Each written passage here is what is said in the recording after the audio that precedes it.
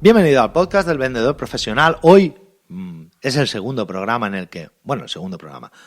Hoy va a ser el episodio en el que te voy a decir las preguntas que tienes que hacer para realizarte una autoconsultoría de ventas.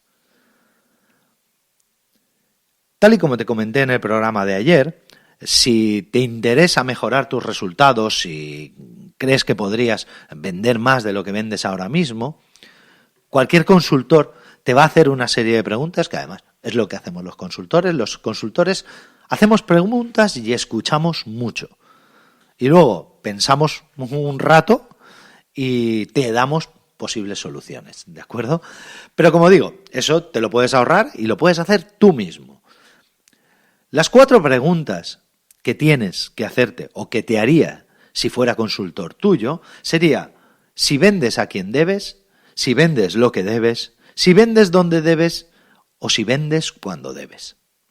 Sí, ya sé que son, a priori, parecen preguntas absurdas, pero te digo que cualquier consultor, respondiéndole a estas 4 preguntas, podría hacer maravillas con tu negocio. Podría hacer que tus ventas se incrementaran, como te dije en el episodio anterior, entre un 40 y un 50%, solamente escuchando tus respuestas a estas preguntas, a estas 4 preguntas. Piensa que, tal y como te dije ayer, esto va de relacionar puntos, esto va de interpretar la respuesta que tú me das, ver todas las circunstancias que hay alrededor y reinterpretar esas respuestas en base a esas circunstancias y darte cuenta de cosas que muchas veces a la mayoría de gente le pasan inadvertidas. En el caso de estas 4 preguntas, analicemos una por una cada una de ellas con un ejemplo. A la primera pregunta de ¿vendes a quien debes? Muchas veces me encuentro, cuando estoy realizando consultorías, que lamentablemente, y como te dije en el programa anterior, no es tanto como me gustaría por problemas de disponibilidad. De verdad que me encanta la consultoría, pero es que ya no me da más tiempo en la vida. Muchas veces, como digo, la gente cree que vende a una persona o a un perfil de persona o a un tipo de persona y realmente está vendiendo a otro tipo de persona. Tomemos, por ejemplo, el caso de una panadería, ¿de acuerdo?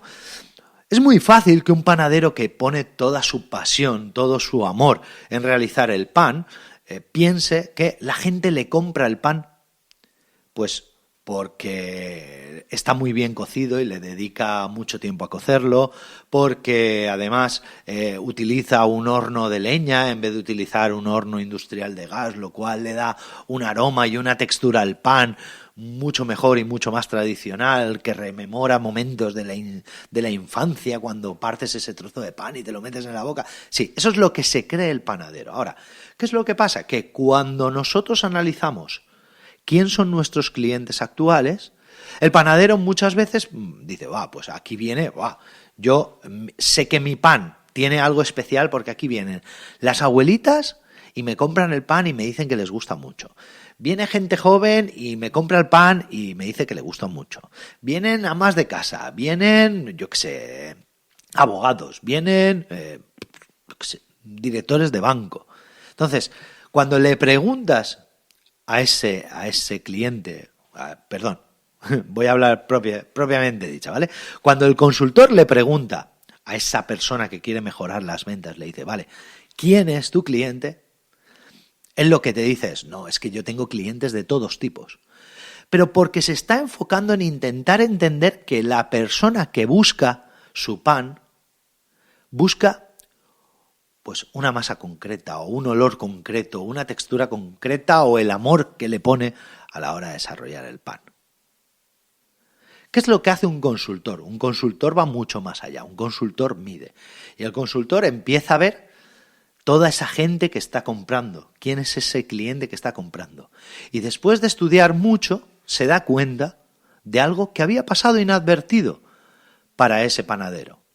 Y es que resulta que toda la gente que le compra, el leitmotiv, el motu común, el moto común que tiene toda esa gente es que viven relativamente o trabajan relativamente cerca de la panadería.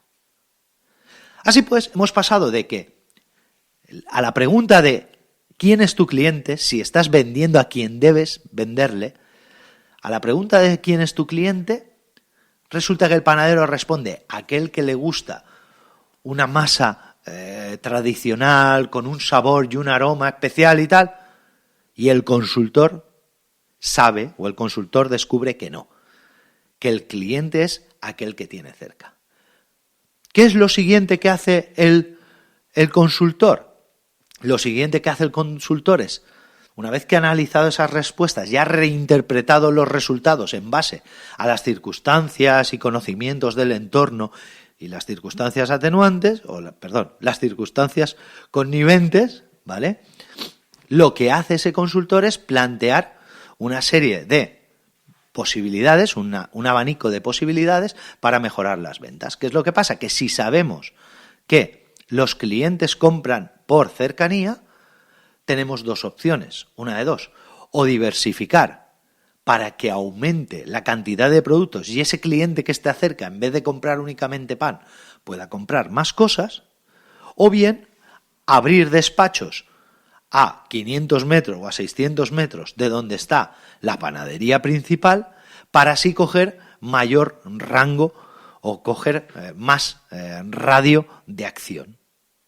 Así pues, este cliente que si miraba quién era este panadero que si miraba quién era su cliente hubiera pensado que para mejorar sus ventas lo que tenía que hacer era dedicarle aún más tiempo a la masa, utilizar mejores materiales, utilizar mejores ingredientes, todas estas cosas, o por ejemplo, yo he visto consultores que llegan y lo primero que le dicen a un panadero es, no, es que tienes que cambiar la forma de la panadería, tienes que hacerla más moderna, con tonos dorados, con negros y dorados, que eso da que el pan se vea más bonito y tal, cuando en realidad esa es la respuesta obvia, pero eso no puede que no haga que venda más. En cambio, si tú entiendes, si ese consultor ha llegado a entender que toda la gente que compra por cercanía, sabe que probablemente las dos oportunidades de crecimiento, las dos oportunidades de vender más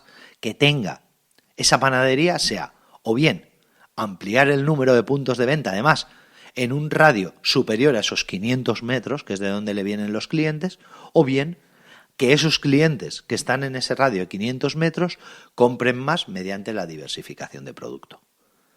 Espero que se haya entendido bien esta primera pregunta sobre si estás vendiendo a quien debes, y para ello lo primero es saber cuál es tu cliente actual y cuál es el motivo por el que te compra, cuál es tu propuesta de valor, el motivo por el que están comprándote. En el siguiente programa te hablaré de la siguiente pregunta. ¿Estás vendiendo lo que debes? Hasta el próximo programa.